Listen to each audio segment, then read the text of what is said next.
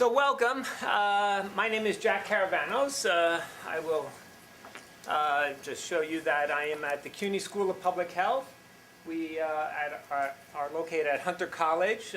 There's programs in a variety of disciplines: epidemiology, biostatistics, health policy. I direct the environmental occupational health track. And that's pretty much, we sort of find, or at least we train people how to find a contamination, assess the health risks, and then proceed to recommend some controls. So I'm not a policy guy, I'm not a lawyer, I'm not a e-waste entrepreneur. I think we have one of each of those in the room. So we have a fair amount of expertise here. So when it comes time to chatting about some of these issues, by all means, let's open it up. I have a 40-minute presentation, 30-minute, whatever the time sort of allows me, and then we can open it up to a discussion. However, at any time, if you do have a question, it's a loose format. So I won't be upset at any of this. And I see we have a whole Blacksmith staff meeting over there in the corner. So thanks, guys, for coming. First of all, I started at Blacksmith by volunteering my time. Richard Fuller asked me to help with some technical issues. Of course, it's a nonprofit, so we need people of a variety of skills. Over the years, I've helped them out. I'm on part-time staff there. And essentially, my scope of expertise is measuring the contamination and then making judgments on health, as well as recommending some fixes. So this is a project in Accra, Ghana. We'll go over some of this in a second. That is ongoing. I traveled there twice with some colleagues from Blacksmith and taking some readings. I bring graduate students, and it's a fascinating story. So let's proceed on this. First of all, if you're not sure where Ghana is, sub-Saharan Africa. It is, interestingly enough, the world's largest reservoir, 250 miles long, and most of their energy comes from that Lake Volta. So Accra is right here. The port city of Tema is a little to the east. And this is a classic slide that's been, I took this years back, just a field of waste. Now, what you see here is obviously some refrigerators, some refrigerator shells of computers, water. So the question is, what are some of the health impacts of this site? And when we go through some of these investigations, we're primarily concerned with health impact. So we're not trying to minimize environmental, ecological risk. I mean, I love the birds and the bees and the trees as much as anybody else, but we're focused on human health impacts. So let me tell you what happens in Ghana. Essentially, most of the e-waste, and by E I mean electronic and electric, most of it really is arising from Europe. So when you read in various internet sources about the US, they're talking about Dell computers, and we sell them to Europe. Europe then uses them, gets rid of them. So as far as what computers are sitting in the waste site, it is probably an American company, but most of it comes from other sources. Not to say we don't have our own problems, right? It's not, I don't want to exonerate what the US is doing. It gets shipped to Tema. Now, this is interesting because the question is it really waste or is it a commodity? Because the computers that are collected in Europe are sold as used computers. And let's face it, when you throw out your iPod, your iPad, your old computer, that monstrosity, are they broken? Are they waste? Someone very often will take those and bring them to other countries, developing countries, and sell them to various brokers. So it's a thin line between commodity, waste, hazardous waste, one that many people slip through. The computers, if they work, they actually will get sold and distributed to used stores, and that is one reason why Ghana became so dominant in this, is that they actually needed some computers, and they solicited this type of activity. And now what's happened is they're sort of suffering from some of those past practices. If they don't work, it's okay, because the hard drive probably works. The power supply may work, so they'll scavenge them.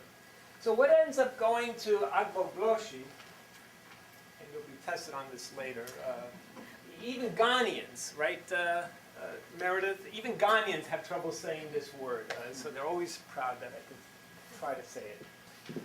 The remaining go to this market, the Agbogbloshie market. Depending who you ask, 20, 40%, maybe 50% of what comes in on the container trucks go into the market. But the rest, of course, are sold, well, as these. I mean, do these monitors work? If they do work, they'll try to sell them for whatever they can get. So the real question, and we're going to come back to this, is it really waste? So at the waste site, it's not just your classic computers and hard drives. It's also fax machines, refrigerators, ovens. It's a tremendously large, it's about the size of Central Park Reservoir. It's about 40 to 70 acres, depending how you measure it. You'll find everything there. Toasters, coffee machines. As a matter of fact, let me just... Jack, could you just step back for a second? I'm just curious, how does this stuff get to, how does it get separated from the rest of the landfill waste? I'm thinking, like, if this were here, our e-waste, if I throw it in my trash, it's just going to go to landfill, unless I bring it to an e-waste recycling kind of place. So I'm just curious about that mile from Europe to Ghana. How does that happen? Yes, and I'll do my best with that. I don't know the exact, but from what I understand is in Europe there are legitimate e-waste collectors, used computer collectors, brokers that will collect this. Very often they just take them for free, and then they will package them. Sometimes they'll test them, and they'll containerize them, and then ship them here. So there is some organized effort in Europe to collect this. Probably, what we would say a legitimate e-waste hauler. It's a legal requirement there since 2005, EU-wide. E-waste is also supposed to be separately collected. Good. I knew there's someone. There's always there's an answer everywhere. Okay. Now, if you look at Accra, it's a very large metropolitan area. We have a river here, the Oda River, and this is the waste site. Just to give you some perspective of it, this waste site, this is sort of where it starts, is originally it was a market. It was almost a farmer's market. This entire area right here is where they're selling vegetables. And then it later became an automobile exchange recycling market, just like what we have at Hunts Point, right? College Point in Queens. And over the years, it's developed into a sanitary landfill, or really just a landfill. And this is now the site. Now, people that work here live here. And I don't have many pictures of the actual homes, but you'll see a few. Who owns the site? Who owns the site? That is a good question. I don't really have the answer. It's a municipal site. It's a municipal site. Okay. Thanks, gang. We're going to try and stump you. Oh, no, Don't worry. We'll find something. well, luckily they're sitting there. So let me play this short video of, let me just stop and tell you what you're looking at. This is a short video that shows a load of used computers coming to the market. So they've already been scavenged of any usable parts. And what you have is a couple of the masters, the bosses. And they will buy, they'll negotiate prices, and they'll buy these, and then they'll proceed to either sell them or give them to various subordinates to break them apart. So I just wanted to show you how this sort of goes.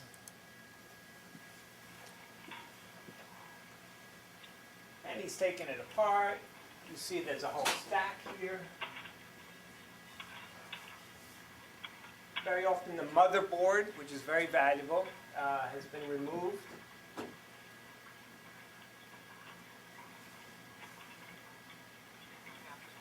And you have a power supply here. Notice these bays are empty. because the hard drive went out. So warning here. You could drop that computer.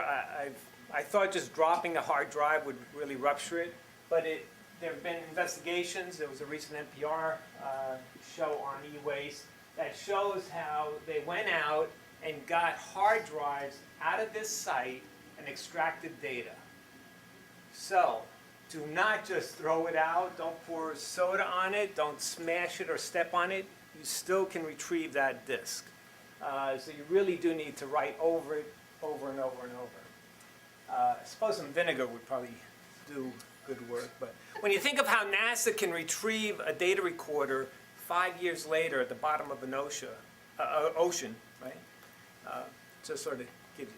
Now the market is not just electronics, it's also a variety of other equipment. So the photos you'll see are really mostly solid waste from consumers in the city. It's a large city, about 2.5 million people. Ghana is about 23 million people.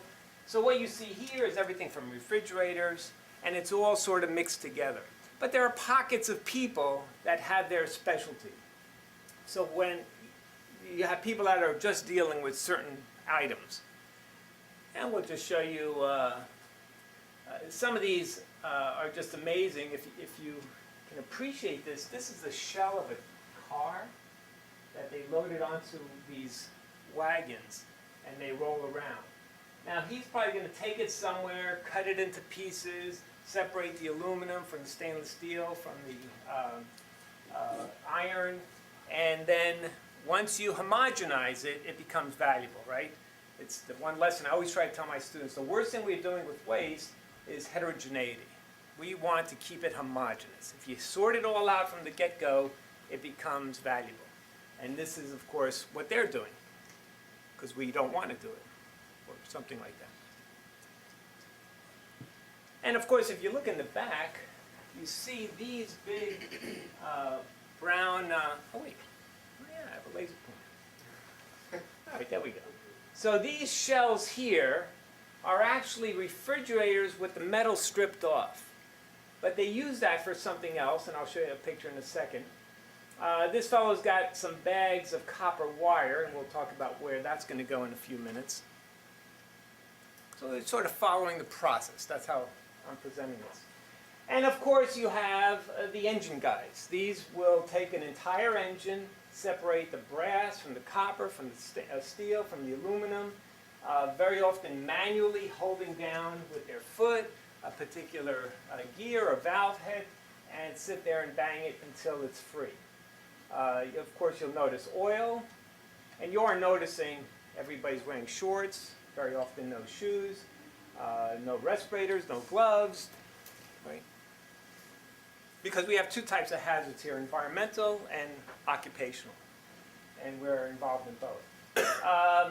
This is one of my favorite topics, used lead-acid batteries. It's probably going to be a subject of another seminar in the near future.